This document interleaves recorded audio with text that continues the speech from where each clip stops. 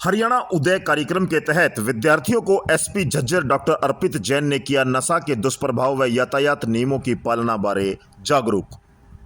बृहस्पतिवार को गांव दुजाना में स्थित गवर्नमेंट सीनियर सेकेंडरी स्कूल के प्रांगण में जागरूकता कार्यक्रम का आयोजन किया गया। हरियाणा उदय कार्यक्रम के तहत एसपी ने किया संबोधित। तो उसका अपना वो नहीं होता, कहीं ना कहीं रोशनी की कमी है, इसीलिए जो है अंधकार वहां पर रह रहा है। तो अगर कहीं नशा बढ़ रहा है, कहीं अपराध बढ़ रहा है, या हम नियमों का कानूनों का पालन नहीं कर रहे हैं, रोड एक्सीडेंट हो रहे हैं, तो कहीं ना कहीं वो हम सब में और हमारे समाज में कमी है। और पूरे विश्व का ये उदाहरण, वो मैंने काफी उस पर स्टडी की, काफी रिसर्च किया, काफी पढ़ाई की, और मैंने पूरा दुनिया में जहां जहां पे नशे पे कंट्रोल हुआ वो अध्ययन भी किया।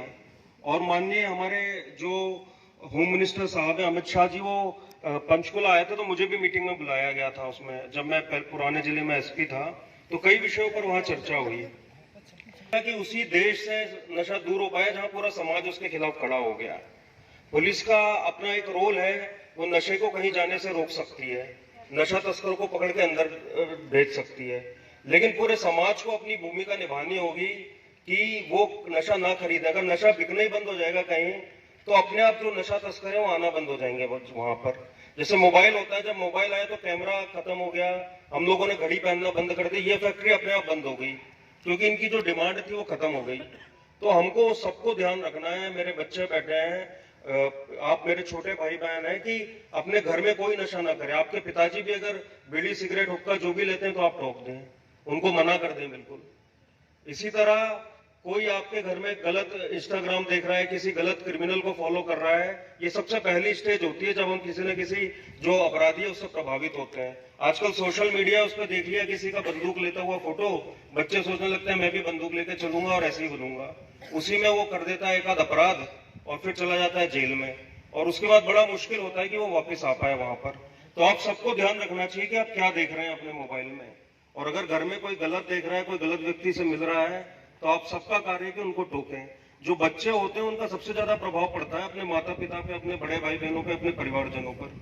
आपके पिताजी, आपके भाई, आपके बहन, कोई भी अगर बिना हेलमेट के बाहर जा रहा है तो बिल्कुल आप मना कर दीजिए उनको, बिल्कुल डांटिए उनको कि भाई आपको हेलमेट पहन के जाना है।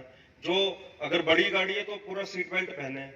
आप लोग देखेंगे कि जो भी मृत्यु होती है रोड एक्सीडेंट में टू व्हीलर पे, वो सिर्फ अगर हेलमेट पहन ले तो हम 90% जो डेथ है उनको रोक पाएंगे।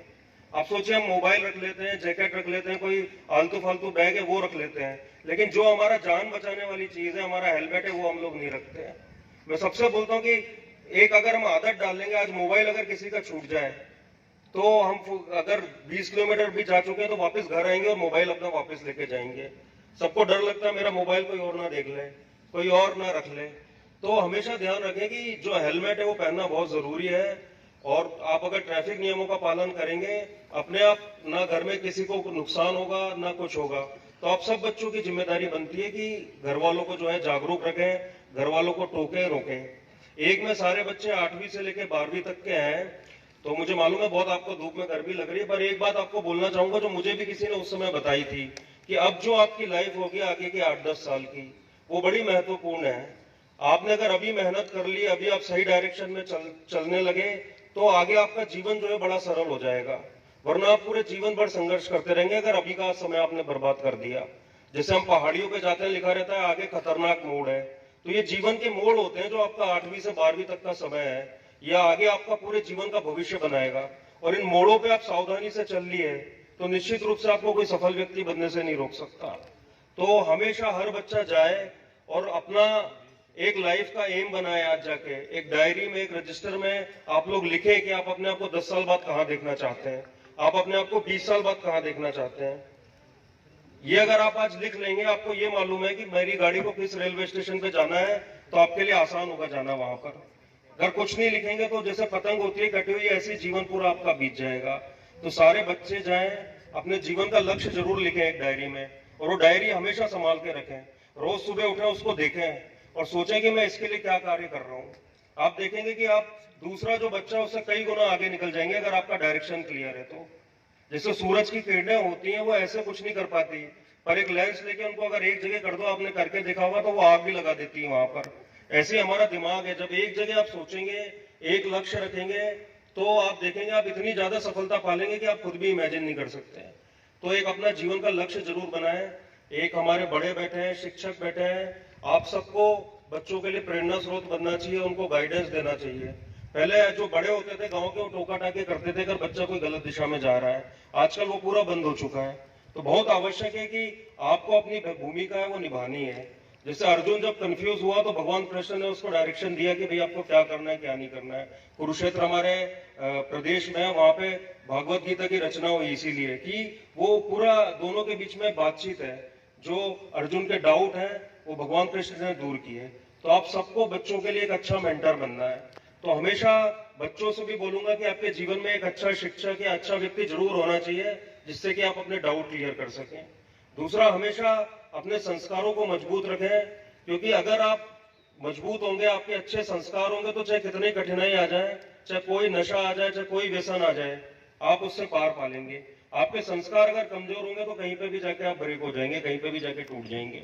तो अच्छी पुस्तकें पढ़ें, अच्छे लोगों के वीडियो देखें, अच्छे लोगों को सुने, आप देखेंगे आपका माइंड भी वैसे ही सोचने लगेगा। तो ये बहुत ज्यादा आवश्यक है। तीसरी बात, हमेशा अच्छे लोगों की संगति करें। आप लोग जो अच्छे लोग हैं उनके साथ मिलें, बैठें, उनसे बात करें। जब आपके मित्र अच्छे होंगे तो हमेशा 100% चांस है कि आप सही डायरेक्शन में चलेंगे। अगर गलत लोगों के साथ बैठेंगे तो हमेशा गलत दिशा में जाएंगे। और ये माता पिता शिक्षकों का भी कर्तव्य है कि हमारे बच्चों की जो संगति है उसका ध्यान रखें। और हमेशा खुद एक दीपक बने। सब लोग अंधकार को तो बहुत बुराई करते रहते हैं, बट खुद कोई रोशनी बन के जलना नहीं चाहता। तो हमेशा जहां भी जाए कुछ अच्छा कार्य करने की कोशिश करें, लोगों को प्रेरित करें और अच्छा बने।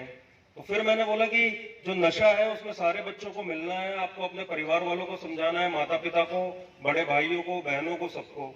और विशेषकर ट्रैफिक को लेके उनको आपको ज्यादा से ज्यादा जागरूक करना है। जो ट्रैफिक नियम का पालन ना करे उनको बिल्कुल मना कर दें।